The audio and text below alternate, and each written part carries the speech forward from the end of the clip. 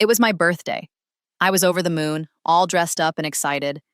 It was my 15th birthday, and my father had gone all out to celebrate it in grand style. I had invited all my school friends, some close family members, and, of course, my father's dearest friend, Uncle Jamil. As always, Uncle Jamil arrived with a warm smile, carrying gifts just for me, along with his signature pack of chocolates. He had always brought me lots of gifts and sweets. He was quite wealthy, so his gifts were usually expensive, luxurious even. I had grown used to looking forward to his presence at every occasion. But this time, the moment he entered our home for my birthday, my gaze landed on him and didn't move. Maybe it was the effect of growing up. Or maybe it was the first time my eyes saw him differently. For the first time ever, I really looked at Uncle Jamil. And once I did, I couldn't look away. My friend Shazia, who was sitting beside me, leaned in and whispered, "Who is that guy? Look at his arms. He looks like he hits the gym or something." Her words made me look even more closely at his chest, his arms, and I realized she was right. He did look like someone who worked out. At 60 years old, it was uncommon, almost unreal, for a man to look that strong and full of life. He didn't look 60 from any angle. His clean-shaven face, his fair complexion, and those sharp blue eyes made him stand out completely. Shazia elbowed me again and teased, "If he looks this handsome in old age, imagine how he must have looked in his youth." Her words pulled me into a daydream. I remembered fleeting moments from the past, images of him when he was younger. She was right. Uncle Jamil had always been striking, but now there was a certain grace in his presence, a kind of charm that only came with age. And maybe that's what made it hard for me to look away. Before I could think any further, my mother's voice echoed in my ears. "Dua, hurry up and cut the cake. All the guests are here and we still need to serve dinner." Smiling, I picked up the knife and sliced into the cake. Applause rang through the room. Then Uncle Jamil walked up to me and handed me his gift, an elegant pair of sparkling gold earrings. My eyes lit up seeing them. They were stunning, expensive. My friends gasped in disbelief. My dad's friend had given me something this extravagant?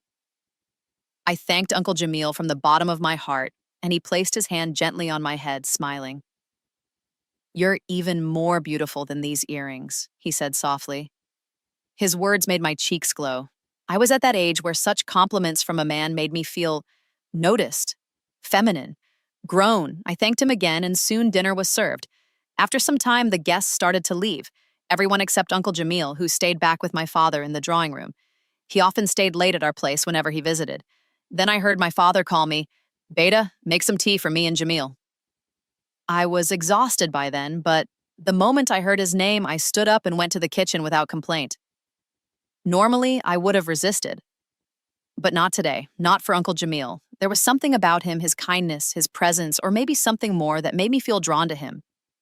Lately, I had grown deeply fond of Uncle Jamil, and after the way I saw and admired his beauty today, there was a strange restlessness inside me, a craving to see him again and again. I made the tea and brought it over to where Uncle Jamil and my father were sitting. I sat down with them and began chatting with Uncle Jamil. He looked at me and said, "So, you've passed your 10th grade now, what do you plan to study next?" I smiled and got lost in conversation with him. He began giving me advice about different study options and career paths. But honestly, Tina, my eyes were glued to his arms and chest the entire time. Then for a moment, my gaze shifted to my father. His large belly bulged beneath his kurta, and his face looked worn out and tired. Maybe it was because of everything we'd been through at home. He had never really had the chance to care for himself. He was always working hard, trying to meet our needs and wishes. Uncle Jamil, on the other hand, ran a successful business. He had 2 sons, both studying abroad. He had a big house, a fancy car, everything anyone could want. And maybe that's why he had the time to care for himself too. I was almost certain now that he went to the gym. I stayed up with them until around 1 a.m., and when I finally came back to my room, I sat on the bed and began opening the rest of the birthday gifts. Everyone had given me something lovely, but the only thing that stayed in my hands were those gold earrings. I stared at them for a long time, then slipped them on and started humming to myself in front of the mirror. A thought crept into my mind. What if someone like Uncle Jamil became part of my life? Wouldn't everything become more beautiful? The idea alone made my cheeks flush. I looked at myself in the mirror, my growing beauty, the way my features had begun to glow with youth. With this face, with this youth, I could make anyone fall in love with me. That thought anchored itself in my mind, and all of it came back to just one person, Uncle Jamil. The next day, I was lounging around the house with nothing to do. I told my mother I was going over to Shazia's place. She didn't mind, it was close by, and I was done with my 10th grade exams anyway. I quickly wrapped my scarf around my neck, slipped on my sandals, and stepped out. But as I reached the corner of our street, I heard some voices. A few boys from the neighborhood were standing at the corner. And now, seeing me, they had started saying strange, inappropriate lines, mocking, flirting, and commenting about me. Before I could even respond to those boys, Uncle Jamil arrived. He must have been on his way to our house. He heard everything they said. He stopped his car right beside me, stepped out, and walked straight toward those boys. I don't know what he said to them, but within seconds, they scattered like dust in the wind. Then he walked back to his car and signaled me to get in. And honestly, I had been waiting for that one gesture. I immediately got in without hesitation. He looked at me, clearly displeased. "Where are you going at this time of the evening dressed like this?" he asked, his eyes scanning me from head to toe. I glanced at myself. My scarf was loosely hanging off one shoulder, my hair tied up high in a ponytail, and my face fully done up with makeup. His words made me feel a little embarrassed. "I was just going to Shazia's place," I replied quietly. He softened a little. "Dua, you're a grown girl now. Girls shouldn't be stepping out of the house like this, especially not alone at this time. Where exactly does Shazia live? I'll drop you off. And when you're done, call me. I'll come pick you up." He said it so gently, so kindly, while still making sure I understood. He dropped me off at Shazia's doorstep and then turned around to leave. I stood there watching his car disappear around the corner. Something about that moment stayed with me. When I walked into Shazia's house, she looked at me curiously and said, "I heard a car. Did you just arrive in a car?" I told her everything, and she was instantly thrilled, teasing me as she grinned wide.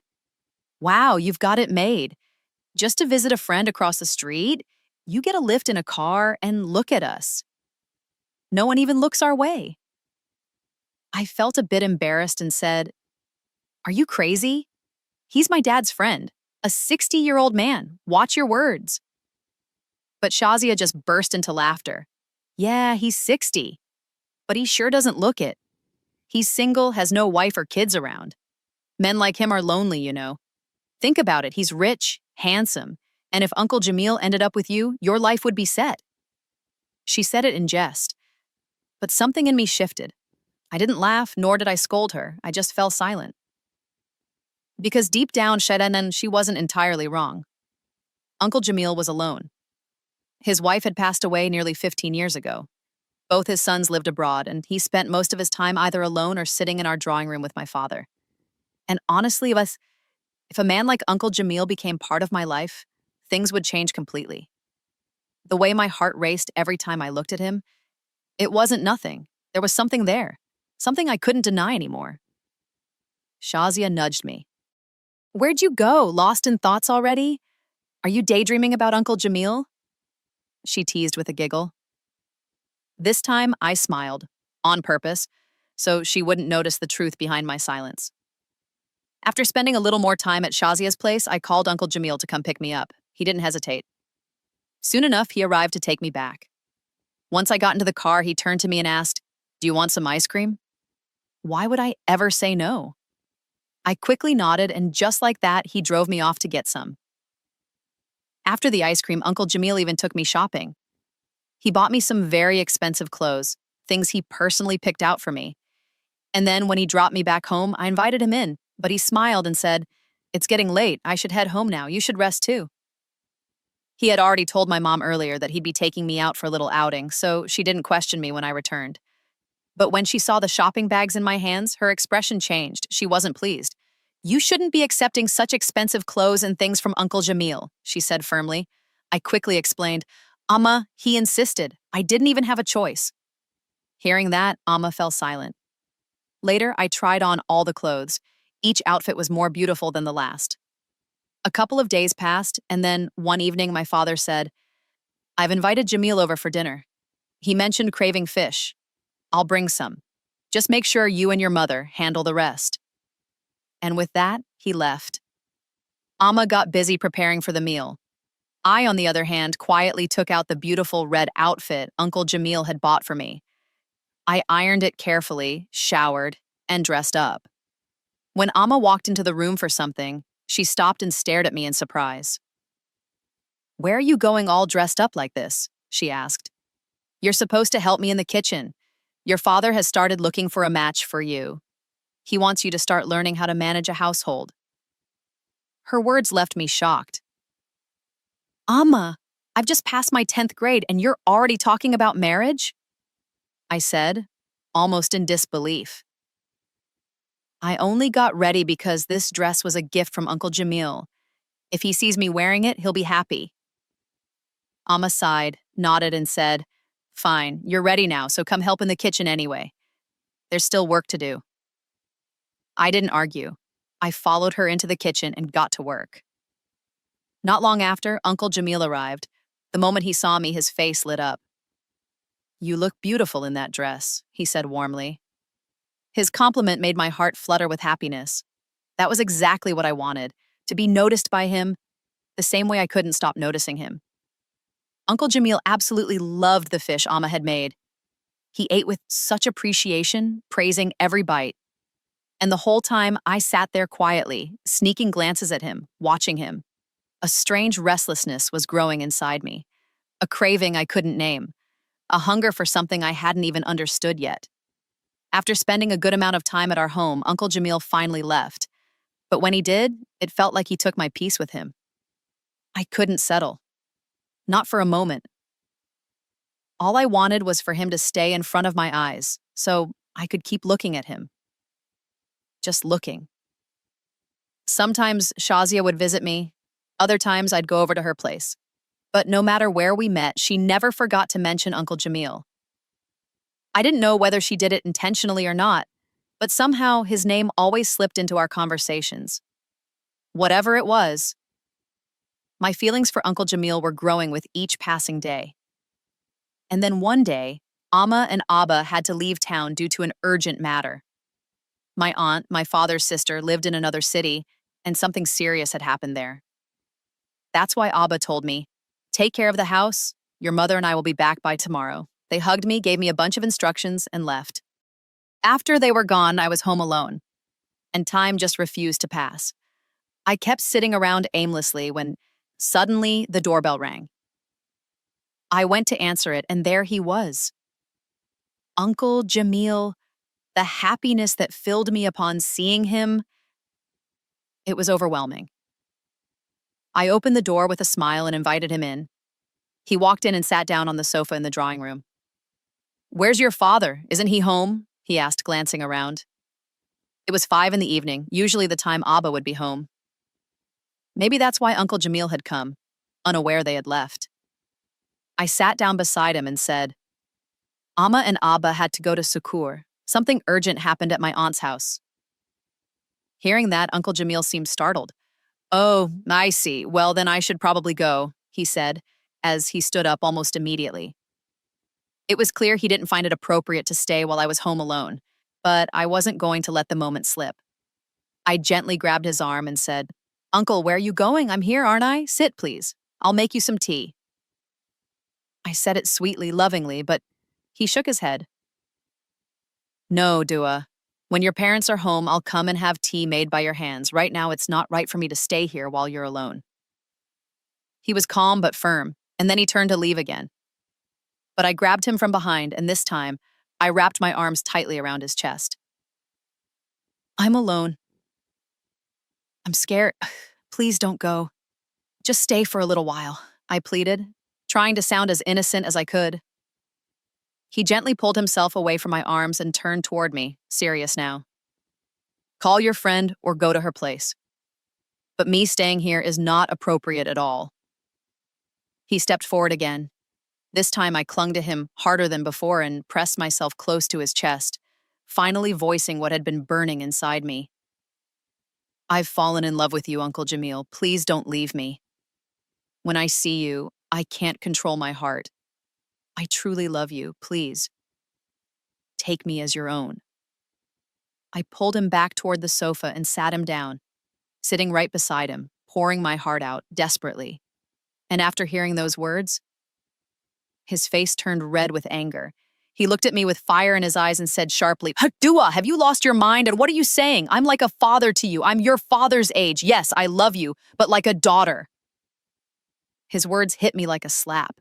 A wave of anger washed over me. Maybe it was my youthful pride, maybe the burning ache inside me, but I yanked off my scarf and threw it aside.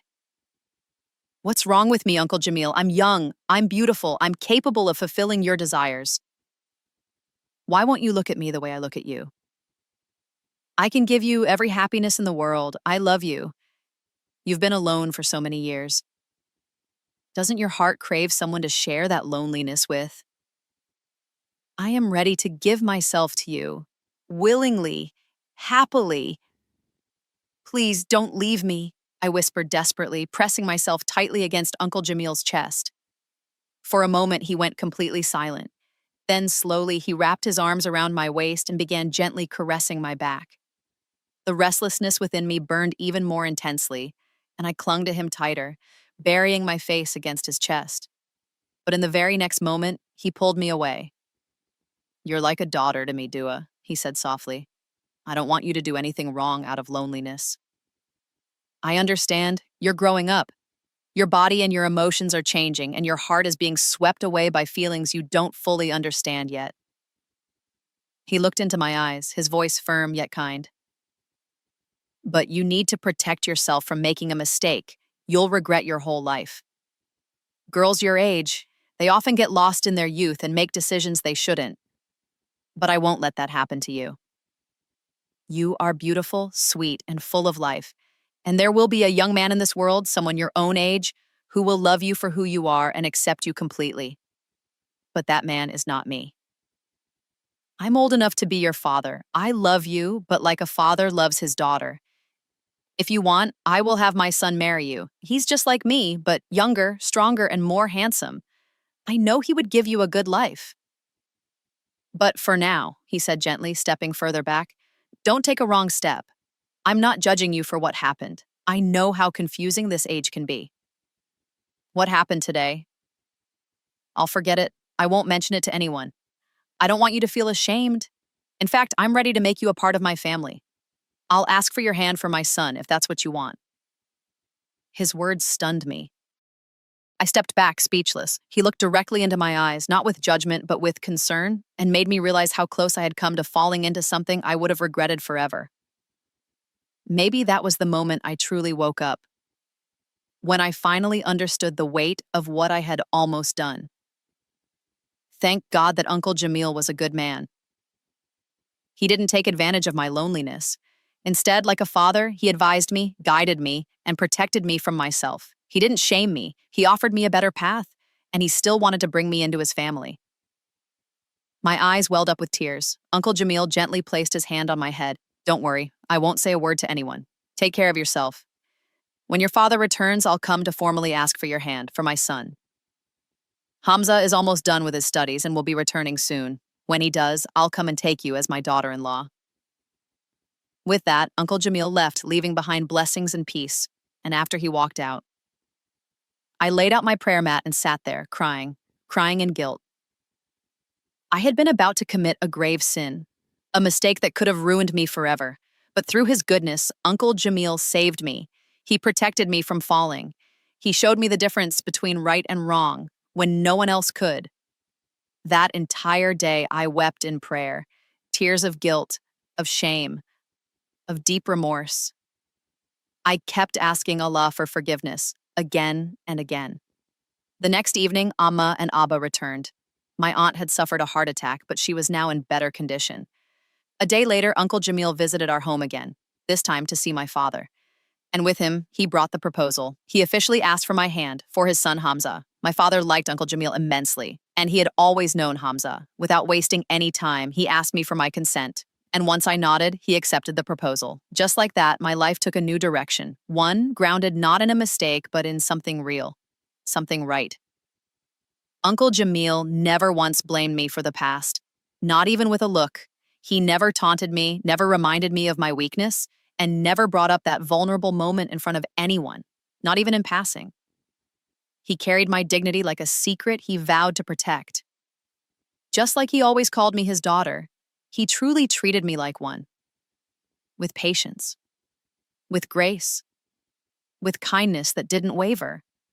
And in the end, when the time came, he fulfilled that bond in the most respectful way a man could. He gave me the honor of leaving my own home not as a fallen girl, but as a bride, his daughter-in-law, his family. Today, I am not just a part of his life. I'm the pride of his home. I live under his roof, not as someone with a broken past, but as someone who was loved, accepted, and uplifted. I am his daughter by heart, and the wife of his beloved son, and I did everything to deserve that love. I embraced this new home with all my heart. I made it mine. I cared for it, cherished it, respected it. I gave Uncle Jamil the same affection and loyalty he had once shown me in my lowest moment. And with my husband, his son, I built a bond that was pure, respectful, and full of mutual trust. Now I'm about to turn 20. I am a young mother. I have a beautiful baby boy whose eyes, smile, and energy are just like his father's. Sometimes I look at him and can't believe how far I've come. From a girl who was lost in the confusion of youth to a woman who now holds a home together with love, faith, and responsibility. But there are nights I lie awake and look back. Sometimes when I revisit that fragile chapter of my past, my heart skips a beat. My breath halts. A chill runs through me. Because I know if Uncle Jamil hadn't stopped me that day, if he hadn't stood like a wall between me and my mistake, if he hadn't taught me the difference between right and wrong, my entire life could have shattered. One wrong step, one weak moment, that's all it would have taken to destroy everything. I thank Allah every single day because Uncle Jamil was not just a man, he was a guardian when I needed one the most. He was a shield, a voice of reason, a light in a very dark place. He didn't take advantage of my innocence or my confusion. Instead, he lifted me from that moment, gave me back my self-respect, and led me toward a future that I now hold with pride. And what touched me the most is that he never once mentioned what happened that day. Not to me, not to anyone else. He never shamed me, never used it against me. He never let me carry the burden of that moment. Instead, he carried it quietly and walked beside me through every new chapter of my life with unmatched grace. He became the kind of man I hope my son grows up to be. So today, as I look at my life, my family, my peace, I have one message for every young girl out there. Never let a moment of weakness push you down a road you can't return from.